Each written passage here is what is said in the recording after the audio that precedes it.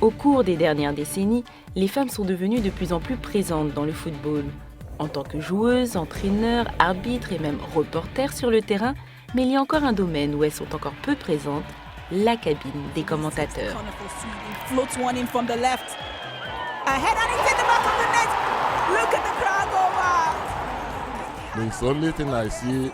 Pour moi, c'est l'une des choses que l'homme peut faire et que la femme ne peut pas. Donc je crois qu'il faut laisser les choses ainsi. Il faut qu'il y ait quelque chose qui différencie l'homme de la femme. Donc moi, je suis contre. Il ne faudra pas qu'il l'essaie. C'est logique, évidemment. On a des arbitres femmes, il y a des joueuses. Par conséquent, avoir une femme commentatrice, ce serait différent. Je suis sûr que j'aimerais ça, et les gens seront réceptifs. Personnellement, je ne pense pas que c'est bien. Je ne suis pas d'accord. Waouh, ce serait très intéressant étant donné que les hommes le font et que maintenant les femmes veulent le faire. Ça motiverait des femmes comme moi qui ne regardent pas de match de football de commencer à le faire. Eh bien, nous avons là toute une panoplie de réactions. Mais de manière générale, c'est toute une partie de la société qui sourcillerait à entendre des femmes commenter les matchs en direct, un rôle historiquement tenu par des hommes. En Afrique, les femmes journalistes ont aujourd'hui beaucoup plus de visibilité lors d'événements sportifs, que ce soit en tant que reporter radio et télé, dans la presse écrite ou même en tant que photographe. Alors auraient-elles peur d'être commentatrices vu les critiques dont elles ont fait l'objet? Ils pensaient tous que c'est juste un joli minois, que vous voulez faire de la radio ou de la télévision pour être remarqué, sans rien connaître en sport. Et puisque beaucoup de femmes ne font pas de sport, ils ont l'impression que c'est par narcissisme. À dire vrai, si je me présente dans une station de télévision et que je dis que je veux être une commentatrice, leur première réaction serait d'éclater de rire, avant de dire « non, merci beaucoup ».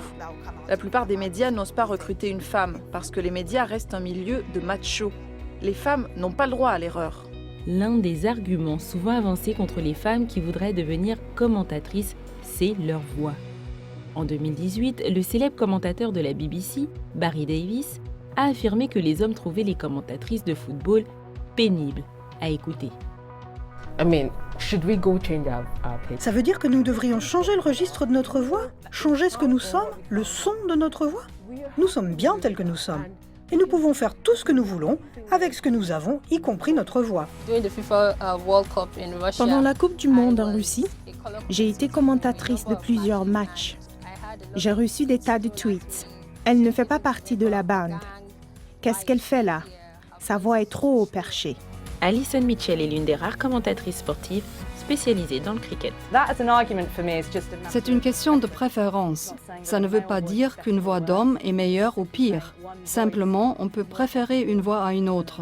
Rien n'empêche une femme d'avoir le même punch, la même énergie, de raconter aussi bien qu'un homme.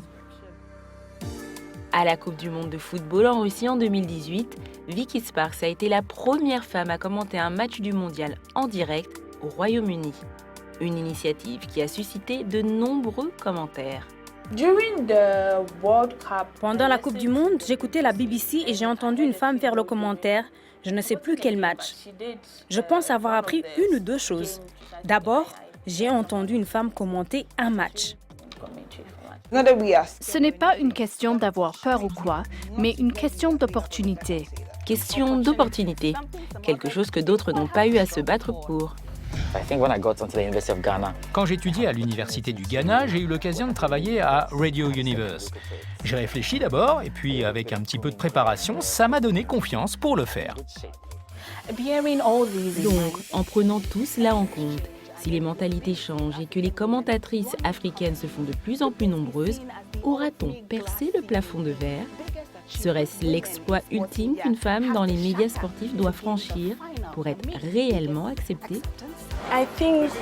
Je crois qu'être acceptée dans la cabine des commentateurs sera l'une des plus grandes réussites qu'une journaliste sportive peut accomplir. Parce qu'ayant atteint ce niveau, les jeunes journalistes sportifs penseront que tous les postes leur seront dorénavant ouverts. Bien sûr, les femmes ont le droit de commenter des matchs. Il y a des femmes qui seront bonnes et feront des progrès, de la même façon qu'il y a des hommes qui deviendront d'excellents commentateurs et d'autres qui réussiront moins bien. Exactement comme pour les femmes. L'important est de donner l'opportunité de permettre à celles qui le peuvent d'aller de l'avant et de réussir. Enfin, si nous pouvons être journalistes reporters, on peut aussi être commentatrice. Ce sera le dernier bastion à prendre. Et naturellement, tout le monde sera content.